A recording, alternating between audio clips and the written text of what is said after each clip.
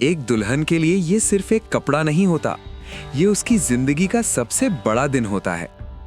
लोग कहते हैं पैठणी पहनना मतलब महारानी जैसा महसूस करना, लेकिन जब हम दुकान में जाकर पूछते हैं भैया असली है या नकली, हम असल में क्या पूछ रहे होते हैं? हम दाम की बात करते हैं, 20,000, 50,000, 3 लाख। पर क्या आपने कभी सोचा है जिस कपड़े को सारीज की रानी कहा जाता है, उसके पीछे किसी इंसान की 6 महीने की तपस्या छुपी होती है?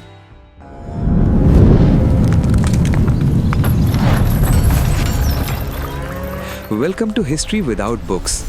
आज की कहानी उन हाथों की है जो शहर के शोर से दूर चुपचाप इतिहास बुन रहे हैं।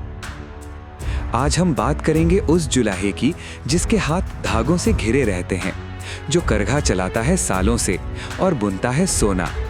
ये सोना बाजार का नहीं, ये सोना मेहनत का है, सब्र का है और पीढ़ियों की विरासत का है। आज की कहानी the real story of Paithani. Paithani कोई आज की इन्वेंशन नहीं है। सोचिए, 2000 साल पहले सतवाहना डायनेस्टी के वक्त रोम के व्यापारी भारत आते थे। मसालों के लिए नहीं, इस कपड़े के लिए। हिस्ट्री कहती है रोमन्स पैठणी के लिए सोने के सिक्के देते थे, लिटरली वेट फॉर वेट। जितना वजन कपड़े का उतना ही वजन सोने का। पैठण सिर्फ एक शहर नहीं था, वो लग्जरी की करेंसी था। यहीं से पैठणी का सफर शुरू हुआ। लेकिन वक्त के साथ राज्य गिरे, सल्तनत बदली और ये कला धीरे धीरे खत्म होने के कगार पर आ गई।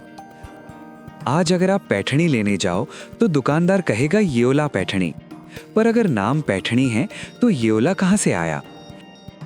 17वीं सेंचुरी में जब मुगल और मराठा टकरा रहे थे, तब पेशवाओं ने एक फैसला लिया, इस कला को बचाना होगा। पैठण के वीवर्स को वहां से निकालकर एक नई जगह बसाई गई, येओला। येओला बन गया इस कला का किला। आज भी अगर आप येओला की गलियों में जाओगे तो आपको हर घर से एक ही आवाज सुनाई देगी, टक टक टक। यह आवाज किसी मशीन की नहीं है, यह आवाज है उस वुडन हैंडलूम की जो पिछले 300 सालों से कभी रुकी नहीं। अब समझिए असली और नकली पैठणी का फर्क। आज मशीनें 1 घंटे में 10 साड़ी बना देती हैं, पर असली पैठणी मशीन से नहीं बनती, ये टैपेस्ट्री टेक्निक पर काम करती है। ध्यान से देखिए, यहाँ कोई लंबा शटल नहीं दौड़ता। वीवर छोटी छोटी बॉबिन्स यूज करता है, जिन्हें तिल्ली या कड़ी कहते हैं। हर रंग के लिए अलग तिल्ली। जैसे एक पेंटर ब्रश से पेंटिंग करता है, वैसे ही ये वीवर धागे से तस्वीर बनाता है। और सबसे बड़ा सच पता है क्या है? असली पैठणी को अगर आप उल्टा करके देखेंगे तो वहां कोई जाल नहीं मिलेगा, कोई लूज थ्रेड नहीं मिलेगा। जैसा डिजाइन आगे होता है, बिल्कुल वैसा ही पीछे, मिरर इमेज। क्योंकि डिजाइन कपड़े पर नहीं होता, डिजाइन ही कपड़ा होता है।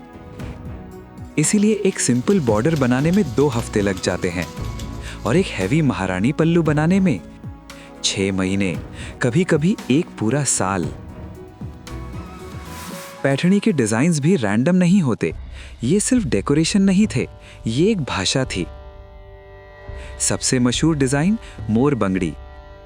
मोर मतलब पीकॉक, बंगड़ी मतलब चूड़ी। एक गोल चूड़ी के अंदर नाचता हुआ मोर। ये पूर्णता का प्रतीक है, फर्टिलिटी का सिंबल, जीवन के पूरे चक्र का संकेत। फिर आता है मुनीस, तोता, प्रेम का प्रतीक। पहले के जमाने में रानियां बोलती कम थी, वो बुन कर बात करती थीं। उनकी साड़ी उनका संदेश होती थी। लेकिन हर खूबसूरत कहानी का एक दर्दनाक सच भी होता है। आज येओला में हजारों हैंडलूम है, पर उनके सामने बेचने वाले हाथ हर साल कम होते जा रहे हैं। एक पैठणी जिसकी मार्केट वैल्यू 50,000 रुपए है, उसको बनाने वाले वीवर की महीने की कमाई 10 या 12,000। बच्चे इस काम में फ्यूचर नहीं देखते, वो मोबाइल में दुनिया देखते हैं। पावर लूम ने मार्केट भर दी है। सस्ती पैठणी, ज्यादा चमक और हम खुश हो जाते हैं।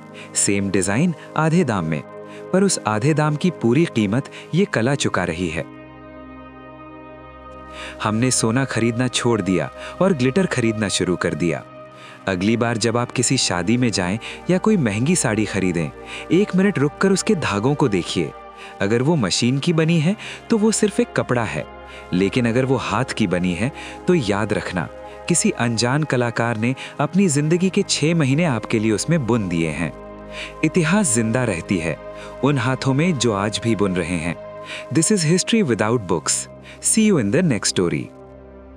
अगर आपको ये कहानी पसंद आई हो तो वीडियो को लाइक, शेयर जरूर करें और ऐसे ही हिस्ट्री के हिडन जेम्स देखने के लिए चैनल को सब्सक्राइब जरूर करो।